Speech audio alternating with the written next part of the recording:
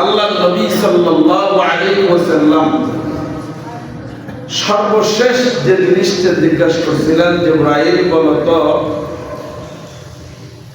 এই যে আগুনের মানে স্ফুলিঙ্গ উপরের দিকে যাচ্ছে আর কিছু নারী তার চেহারার যে সবচেয়ে সৌন্দর্য জায়গাটা এটার মধ্যে কিছু একটা মানে ফোরে দিয়া ঝুলাইয়া রাখছে আগুনের উপর। জিবরিল বলতো এরা কারা? জিবরিল বলবেন ইয়া রাসূলুল্লাহ এরা হলো জিনাকুর। সামনে আর একটু চলে গেলেন, যাওয়ার পর দেখে যে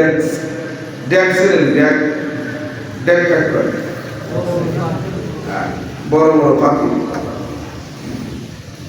বড় বড় পাতিলগুলোর মধ্যে কাঁচা গোশত, এগুলো কিছু মানুষ খাইতেছে। কাঁচা গোশত গুলো কি করতেছে? খাইতেছে।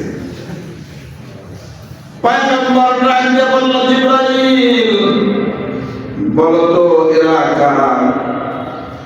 জিবরিল ডাকতে বলেন ইয়া রাসূলুল্লাহ ইয়া হাবিবাল্লাহ এরা হলো ওই সমস্ত মানুষগুলো দুনিয়ার জমিনের মধ্যে স্বামী থাকতে অন্য পুরুষের সাথে পরক্রিয়া করছে। এরা হলো তারা। পুরুষগুলো হলো ওইরা তারা যেই পুরুষগুলো ঘরের মধ্যে হালাল দিকে রাইখা হালাল স্ত্রী ঘরে রাইখা অন্য স্ত্রীর সাথে কথা বলতো, সম্পর্ক করতো, অবৈধ সম্পর্ক করতো। এরা হলো সেই পুরুষগুলো। আল্লাহ রাসূল বলতেছেন ও জিবরাইল সর্বশেষ যেই মহিলাটা মুরব্বী মহিলাটা দেখলাম, এই মহিলা কারা? আল্লাহ রাসূলকে জিবরাইল ডাকতে বলতেছেন ইয়া রাসূলুল্লাহ ইয়া হাবিবাল্লাহ এই বৃদ্ধা মহিলাটা হলো আপনার উম্মতের আমল, আপনার উম্মতের আমল, আপনার উম্মতের আমল এত দুর্বল, এত দুর্বল যে আমল দ্বারা জান্নাতে প্রবেশ করতে খুব কষ্ট হয়ে যাবে। ইয়া রাসূলুল্লাহ দুনিয়ার জমিনে যাইয়া আপনার উম্মতকে বেশি থেকে বেশি করে নেক আমল করার আহ্বান করিয়ে চলে গেলেন। হঠাৎ করে দেখে সুন্দর বিল্ডিং, আস্তে করে বুরাকটা ওখানে নেমে গেল। সুন্দর একটা মসজিদ। নামার পরে রাসূলকে বললেন ইয়া রাসূলুল্লাহ ইয়া হাবিবাল্লাহ এই যে মসজিদের ওয়ালটা দেখা যায়, দেখেন এখানে একটা সুন্দর ছিদ্র আছে, একটা ইট পরিমাণ ছিদ্র আছে। এই জায়গার মধ্যে আপনার বুরাকটা বাঁধলাম। আল্লাহ রাসূল বলল ও জিবরাইল এটা কোন জায়গা? জিবরাইল ডাকতে বললেন ইয়া রাসূলুল্লাহ ইয়া হাবিবাল্লাহ এটা তো সেই জায়গা যেটা হলো মসজিদুল আকসা। মসজিদুল আকসা এমন একটি জায়গার বাজার যেই মসজিদের আশেপাশে অসংখ্য অগণিত নবীদের কবর রয়েছে। সুবহানাল্লাহ। যেই মসজিদুল আকসা চতুর্দিক দিয়ে নবীদের কবর, অসংখ্য হাজার হাজার নবীদের কবর রয়ে গেছে এই মসজিদুল আকসার সাইড দিয়া। এজন্য আল্লাহ বলেন মসজিদুল আকসাকে ওই জায়গাটাকে আমি আল্লাহ রহমত দিয়া ভরপুর করে দিয়েছি। সুবহানাল্লাহ। যার কারণে ইসরায়েলের ওই যে যারা ইহুদি এরা এটাকে দখল করে নিতে চায়, কিন্তু না না মুসলমান না, এটা হলো নবীর শহর। এই শহরটাকে হেফাজতের দায়িত্ব আল্লাহ নিজেই গ্রহণ করে নিয়েছে।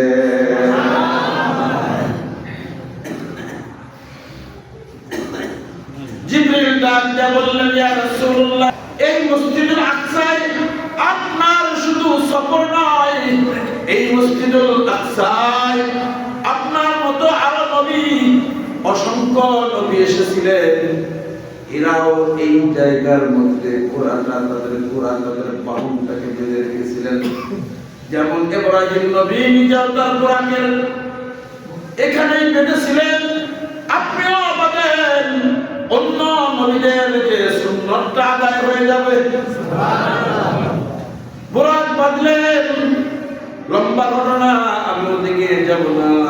ইব্রাহিম আলাইহিস সালাতু ওয়াস সালাম দুইজন স্ত্রীকে দুইটা জায়গায় দিয়েছিলেন। আল্লাহর কাছে বলল, আল্লাহ, হাজারাকে দিলাম বাইতুল্লাহ, হাজারাকে দিলাম বাইতুল্লাহ,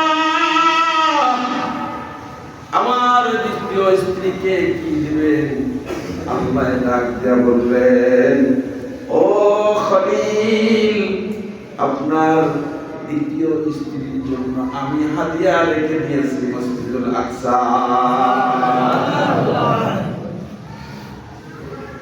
মসজিদুল আকসার ভিতরে রাসূল প্রবেশ করলেন।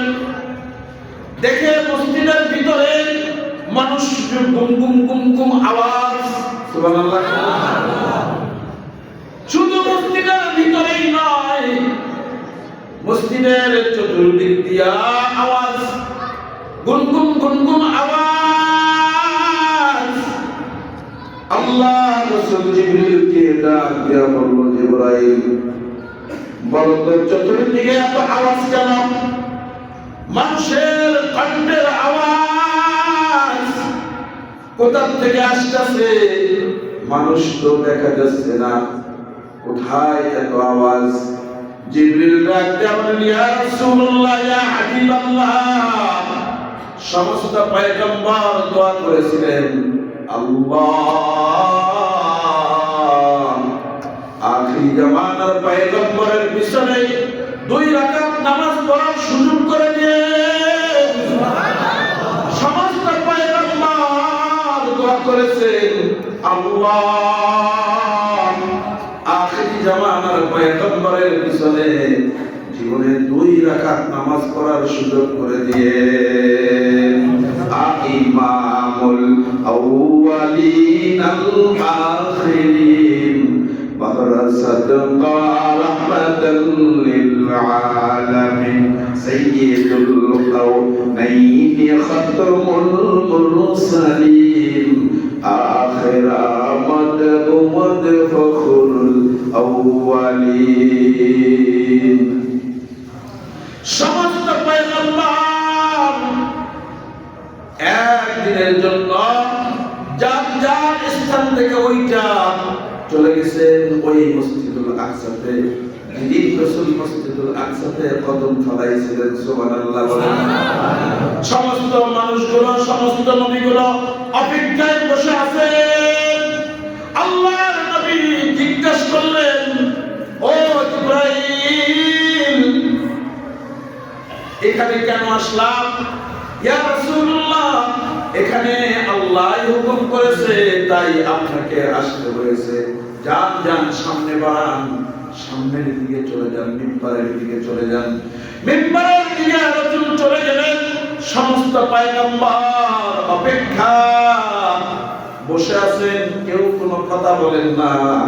জিবরিল কানে কানে বলে দিচ্ছেন, ইয়া রাসূলুল্লাহ, ইয়া হাবিবাল্লাহ, দেরি করেন কেন? জলদি করে মিম্বারে দাঁড়িয়ে যান, জলদি করে দাঁড়িয়ে যান। আর এখানে আপনার ইমামতিতে 2 রাকাত নামাজ পড়ে না। আল্লাহর রাসূল দাঁড়িয়ে গেলেন, নামাজ শুরু হয়ে গেল। নামাজ শেষ বলতেছেন, জিবরিল ডাক দিয়া বলেন, ইয়া রাসূলুল্লাহ, ইয়া হাবিবাল্লাহ, জানেন আপনার পিছনে কারা নামাজ পড়লো? আপনি জানেননি? না জিবরাইল, জানি না।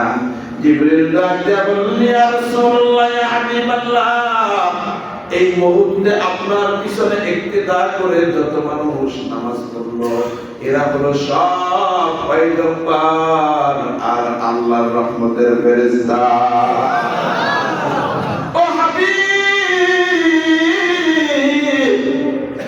আজকের থেকে আপনি শুধু নবী নয়, আপনার নতুন করে আরেকটা টাইটেল লেগে গেল, সুবহানাল্লাহ। আর টাইটেলের নাম হলো আপনি হলেন ইমামুল মুরসালিন। সমস্ত নবীদের নবী, সমস্ত নবীদের ইমাম। এ মুসলমান, কোন নবীর উম্মত, কোন নবীর উম্মত একটু খেয়াল করো না। দয়াল পাখি যদি জানতো যে আমি জাতীয় পাখি, জিন্দেগিতেও দয়াল পাখি তার মূর্তির মধ্যে পায়খানা করতো না, ঠিক না ভাই? দয়াল পাখি যদি জানতো যে আমি বাংলাদেশের জাতীয় পাখি, তাহলে সে তার মূর্তির মধ্যে পয়সা পায়খানা করতো না। তুমি যে কত দামি উম্মত, এই কত দামি উম্মত, দামি নবীর দামি উম্মত, এরা তুমি নিজেই জানো না। যদি জানতা, ওই আল্লাহর কসম একবার, আল্লাহর কসম দুইবার, আল্লাহর জাতের কসম তিনবার, জিন্দেগিতে কোনোদিন মুখের দাড়িগুলো চাইছা ভিডিও ফালাইতা না, ঠিক না ভাই? তোমার মতো দামি উম্মত আর কেউ হয় না, হবেও না, আগেও না, পরেও না। কারণ মাহশারের ময়দান যেদিন কায়েম হয়ে যাবে, মাহশারের ময়দান যেদিন কায়েম হয়ে যাবে, ওই মুসিবতের দিনে আখিরি জামানার পয়গম্বরের উম্মত যতক্ষণ জান্নাতে প্রবেশ করিবে না, কোন নবীর উম্মত জান্নাতে যাইতে পারবে না। পয়গম্বর নামাজ শেষ করলেন, রওনা করছেন, যাবেন যাবেন, দেখেন যে বিশাল বড় একটা মিটিং চলতেছে। ওই মিটিং এর প্রধান যিনি হবেন, তিনি হলেন বিশ্বনবী মুহাম্মদুর রাসূলুল্লাহ সাল্লাল্লাহু আলাইহি ওয়াসাল্লাম। মিটিং এর সভাপতি হলেন আদম আলাইহিস সালাতু ওয়াস সালাম। মিটিং পরিচালনা করবেন আপনার আমার জাতির পিতা মিল্লাতা আবিকুম ইব্রাহিম হুয়া সাম্মাকুমুল মুসলিমিন।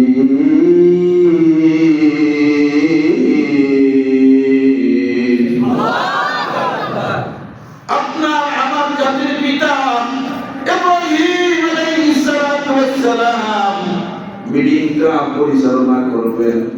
এক একজনকার নাম বলতেছেন, কথা বলে চলে যায়, এভাবে বলতে বলতে সর্বশেষ বলতেছেন, এবারে আপনাদের সামনে ভাষণ দেবেন, আখেরি ভাষণ, শেষ ভাষণ দিবেন যিনি হলেন ইমামুল মুরসালিন, আখির জামানার পয়গম্বর মুহাম্মদুর রাসূলুল্লাহ সাল্লাল্লাহু আলাইহি ওয়াসাল্লাম। যখন ভাষণ দিয়ে দিলেন, ঘোষণা দিয়ে দিলেন, পয়গম্বর কথা বলতেছেন, আদম আলাইহিস সালাতু ওয়াস সালাম আল্লাহকে ডাক দেয়া বলে, আল্লাহ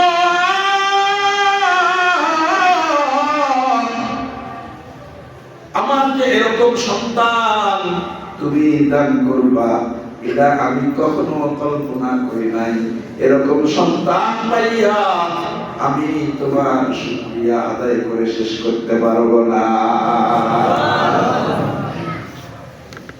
আদম আলাইহিস সালাতু ওয়াস সালাম ইব্রাহিমকে বলতেছে, বলো তো আমার সন্তানের কথাগুলো কেমন লাগলো? ইব্রাহিম নবী বলতেছেন, তার কথার যে মাধুর্য, তার কথার যে সুস্পষ্টতা, তার কথার মধ্যে যে গভীরতা, তার কথার মধ্যে যে ওজন, তার কথার মধ্যে যে নূর, আর এরকম জীবনেও আমি কোনোদিন পাই না, শুনিও না।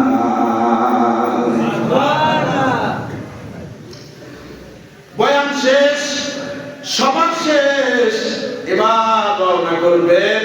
আল্লাহ রাসূল চারটা বাহন দিয়া মেরাজ করেছেন। আল্লাহু আকবার। যদি বলি চারটা, যদি বলি তিনটা। দুইটা বাহন দিয়া রাসূল মিরাজ করেন নাই, চারটা বাহন দিয়া রাসূল মিরাজ করেছেন। এক নাম্বার হলো কোরআন, দুই নাম্বার হলো সিঁড়ি, তিন নাম্বার হলো ফেরেশতাদের ডানা, আর চার নাম্বারটা হলো রফরা। সুবহানাল্লাহ কালিয়ে দে। চলতেছে যাইতেছে, এবার যাইতেছে বুরাক সহকারে সিঁড়ির মধ্যে উঠে গেছে।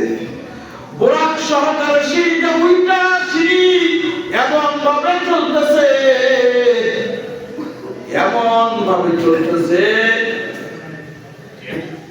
যে বুরাকের চেয়েও আরো 70,000 গুণ বেশি তার স্পিরিট। চলতেছে প্রথম আসমান পাড়াই দিবে, এর মধ্যে বহুত কিছু দেখতে পেল। কি দেখলো? কার সাথে দেখা হইল? এই মুসলমান, প্রথম আসমানটা 500 বছরের রাস্তা। সুবহানাল্লাহ। এর ভিতরেই সব রয়ে গেছে, তারকা, নক্ষত্র, এই সূর্য, চন্দ্র, ব্ল্যাক হোল, নিউক্লিয়, কত নিয়ামত, কত প্রাণী আল্লাহ রেখে দিয়েছেন। আল্লাহ কয়, আমি আকাশটাকে সজ্জিত করেছি নক্ষত্র দিয়া, তারকারাজি দিয়া, আর জমিনটাকে সজ্জিত করেছি আল্লাহওয়ালা দিয়া। সুবহানাল্লাহ। কারিগরে আল্লাহওয়ালা কারা, মসজিদওয়ালা কারা? কথা কথা কেন? আল্লাহওয়ালা কারা, মসজিদওয়ালা কারা? এই মুফতি হয়েছো, আল্লাহওয়ালা হয়েছো? না না। মুহাদ্দিস হয়েছো, আল্লাহওয়ালা হয়েছো? না না। মুফাসসির হয়েছো, আল্লাহওয়ালা হয়েছো? না না। হাফেজ সাহেব হয়েছো, আল্লাহওয়ালা হয়েছো? না না। ইমাম সাহেব হয়েছো, আল্লাহওয়ালা হয়েছো? না। এই মুয়াজ্জিন হয়েছো, আল্লাহওয়ালা হয়েছো? না। মাদ্রাসার শিক্ষক হয়েছো, আল্লাহওয়ালা হয়েছো? না না না। প্রত্যেক সময় বাঁশের চেয়েও কঞ্চা মোটা হয়ে যায়, বিশ্বাসের চেয়েও মুরিদান বুজুর্গ হয়ে যায়। ঠিক না ঠিক? এই চরমনার মরহুম ফজলুল করিম সাহেব, ওনার মুরিদান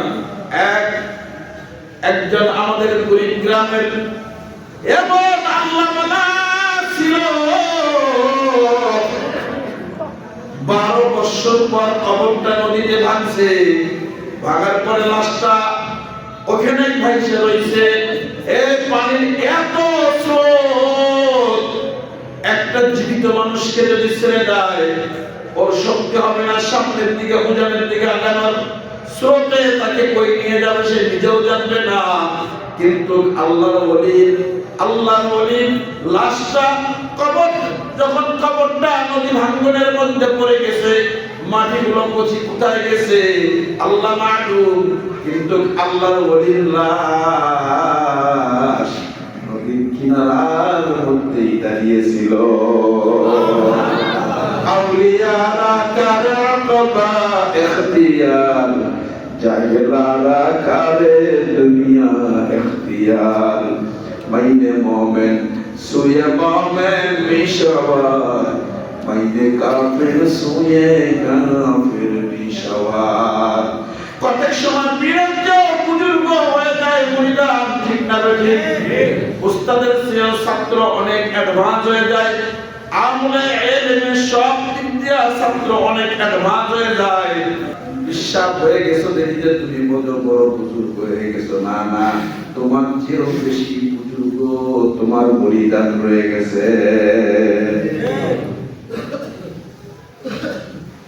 এজন্য অহংকার করা যাবে না। আল্লাহ রাসূল রওনা করছেন, সিঁড়ির উপরে বুরাক সহকারে উঠছেন, চলতেছেন, যাইতে ওই প্রথম আসমান চলে গেলেন। প্রথম আসমানে যাইয়া এবার ডাক দিতেছেন।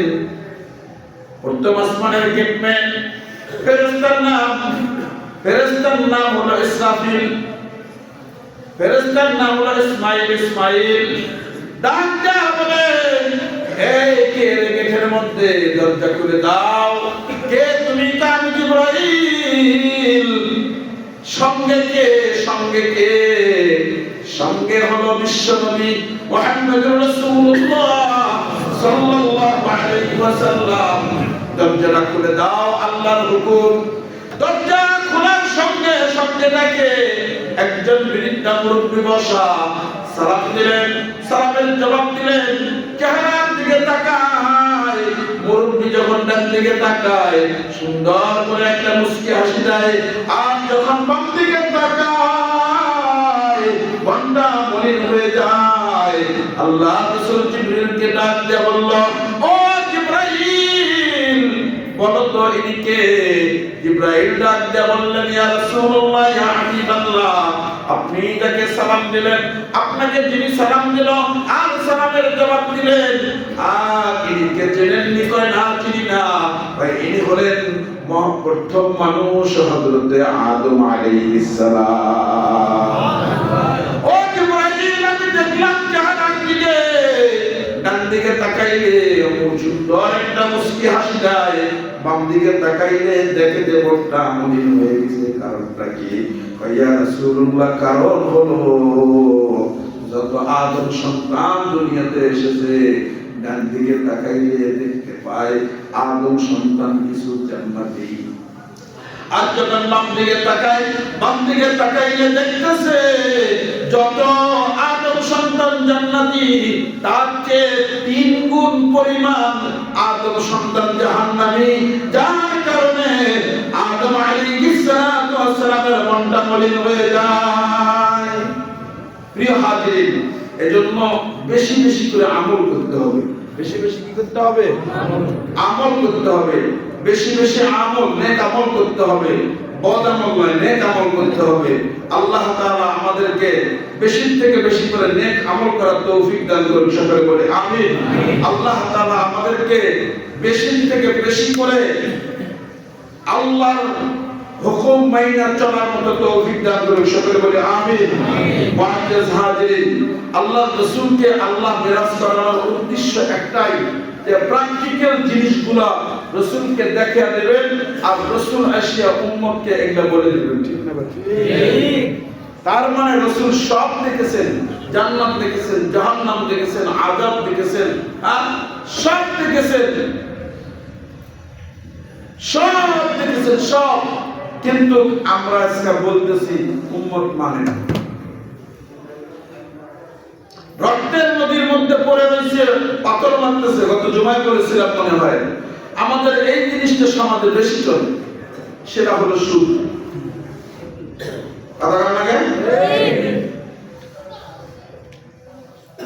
সেটা হলো কি? সুদ। এই দাদা, সুদ যদি বৈধ হইতো তাহলে তো চাকরির হুকুম দিত না, ব্যবসার হুকুম দিত না আল্লাহ। ঠিক না ভাই? ঠিক। কাউরে কাজ করা লাগতো না, এত কষ্ট করে কাজ করা। আল্লাহ শীতের রাতে কি কষ্টটা করা লাগতো না তো। সুদে খান, সুদি চলুন, সুদি ব্যবসা করবেন না, সুদি খাবেন না, সুদ দিবেন না, সুদ দিবেন না। সুদ খুব মারাত্মক গুনাহ। আল্লাহ তাআলা হেফাজত করুন। আল্লাহ রাসূল বলছেন, জিবরাইল, এই যে লোকটা আসতেছে, পাথর মারতেছে, আবার এই রক্তের নহরের মাঝখানে চলে যাচ্ছে, এটাকে ইয়া রাসূলুল্লাহ, এরা হলো সুদখোর। এরা কারা? সুদখোর। কতদিন গজব আযাব চলবে? কিয়ামত পর্যন্ত চলবে। হাতরায়া পসারাত্তর পচাপুস পান করবে, আর হাতরায়া কাছে আসবে, ফেরেশতা 40 মণ ওজনের পাথরটা টাস করে মারবে। যেই জায়গায় ছিল আবার ওই জায়গায় চলে আসবে, ওখান থেকে আবার হাতরানো শুরু করে দিবে। এইভাবে চলতেই থাকবে কিয়ামত পর্যন্ত। এজন্য মুআজ্জাজ হাজিরিন, সুদ নেবেন না, সুদ দিবেন না, সুদি কারবার করবেন না। আল্লাহ তাআলা সুদ থেকে হেফাজত করে। সকলে বলে আমিন।